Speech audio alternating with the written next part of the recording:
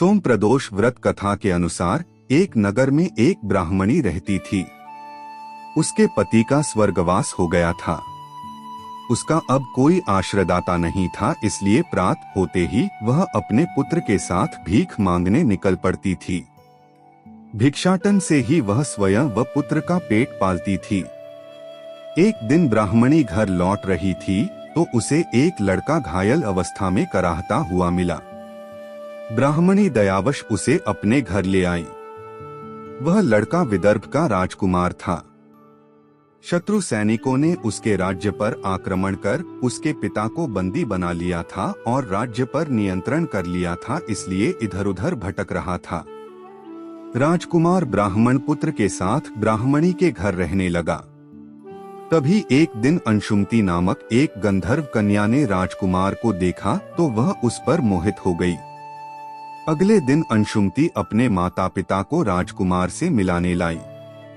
उन्हें भी राजकुमार भा गया। कुछ दिनों बाद अंशुमती के माता पिता को शंकर भगवान ने स्वप्न में आदेश दिया कि राजकुमार और अंशुमती का विवाह कर दिया जाए। उन्होंने वैसा ही किया। ब्राह्मणी प्रदोष व्रत करती थी। उसके व्रत के प्रभाव और गंधर्वराज की सेना की सहायता से राजकुमार ने विदर्भ से शत्रुओं को खदेड़ दिया और पिता के राज्य को पुनः प्राप्त कर आनंद पूर्वक रहने लगा। राजकुमार ने ब्राह्मण पुत्र को अपना प्रधानमंत्री बनाया।